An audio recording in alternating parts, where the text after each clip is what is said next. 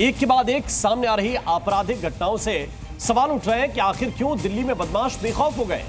आखिर कैसे वो जब चाहे जहां चाहे खुलेआम फायरिंग कर रहे हैं, रंगदारी मांग रहे हैं, कानून को चुनौती दे रहे हैं। ये सवाल इसलिए भी उठ रहे हैं क्योंकि दिल्ली एक बार फिर एक खौफनाक कत्ल की वारदात से दहल उठी। राजधानी दिल्ली की हालत भी अब गैंग्स ऑफ वासेपुर की जैसी होती दिख रही है,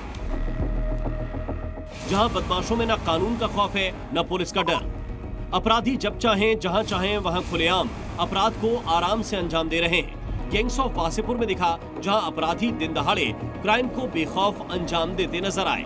लेकिन दिल्ली में अब यह कहानी फिल्मी नहीं रही, हकीकत बन चुकी है। आए दिन एक के बाद एक ऐसी घटनाएं सामने आ रही हैं जिससे कारोबारियों के साथ आम लोग भी अब दहशत में आ गए हैं। पल पल बढ़ता अपराध, हत्याएं, रंगदारी और लगातार हो रही गोलीबारी ने दिल्ली को दहला दिया है। दिल्ली के लोगों को खौफ में भर देने वाली एक और वारदात नंदनगरी से सामने आई, जहां एक लड़के की सिर्फ इसलिए चाकू मारकर हत्या कर दी गई क्योंकि उसने छेड़खानी का विरोध किया था। जानकारी के मुताबिक सलमान और अरबाज नाम के शख्स एक लड़की से छेड़खानी कर रहे थे, जिसका मनीष उर्फ राहुल ने विरोध किया। इसके बाद दोनों आरोपी वहां से चले गए, लेकिन आधे घंटे बाद दोनों लौटे और राहुल पर चाकू से हमला कर दिया, जिसमें राहुल की मौत हो गई।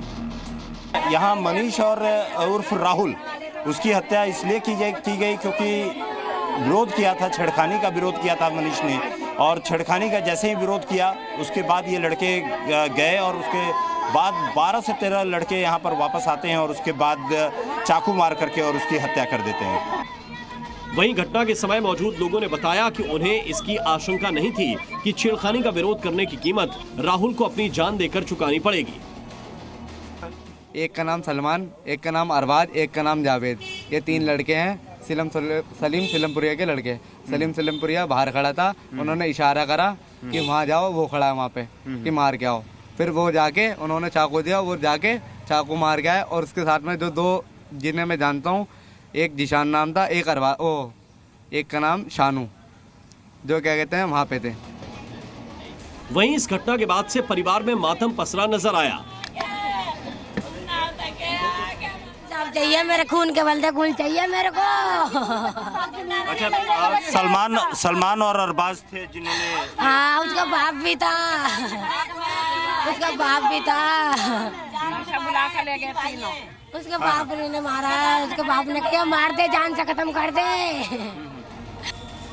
वहीं इस मामले में पुलिस ने हत्या में शामिल दोनों आरोपियों को गिरफ्तार कर लिया। दिल्ली की हालत गैंग्स ऑफ वासेपुर जैसी क्यों होती दिख रही है, इसकी एक और खौफ से भर देने वाली खबर गोकुलपुरी से आई, जहां एक पेट्रोल पंप पर बदमाशों ने कई राउंड फायरिंग की, जिसमें पेट्रोल पंप का सुपरवाइजर घायल हो गया। पुलिस के मुताबिक इस गोलीबारी में 2 बाइक पर 4 बदमाश आए थे, जिनकी तलाश की जा रही है। सर जी, हम खाना खा रहे थे, जैसी आवाज सुना एकदम से आवाज आई, ये फटाफट आवाज आई, हम भाग के बाहर आए, इतने में फायरिंग करके वो जा चुके। आपका कोई साथी को बता रहे हैं गोली लगी? हाँ, अंशुल रांची नाम करके हमारा कर्मचारी है, उनको लगी है, ऑफिस के अंदर ही थे वो, उन्हीं को लगी है।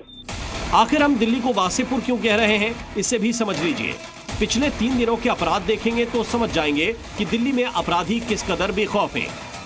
16 नवंबर 2024 नंदनगरी में युवक का मर्डर, छेड़खानी के विरोध पर हत्या। 16 नवंबर 2024 सुंदरनगरी में ताबड़तोड़ फायरिंग, पेट्रोल पंप पर सरेआम चली गोलियां। 15 नवंबर 2024 बाहरी दिल्ली में एक शख्स की हत्या, लोहे की रॉड से सिर पर किया वार। 14 नवंबर 2024 नांगलोई अलीपुर में चली गोलियां, पुलिस ने मुठभेड़ में किया गिरफ्तार। 14 नवंबर 2024 अमन विहार में नाबालिग को छेड़ा, विरोध करने पर पिता पर अटैक। एक के बाद एक अपराध की सामने आ रही इन घटनाओं से यही सवाल खड़ा हो रहा है कि आखिर दिल्ली क्यों बनती जा रही है वासेपुर। आखिर पुलिस अब इस चुनौती से कैसे निपटेगी और कैसे लगेगी क्राइम पर लगाम। दिल्ली से जी मीडिया के लिए राहुल मिश्रा की रिपोर्ट।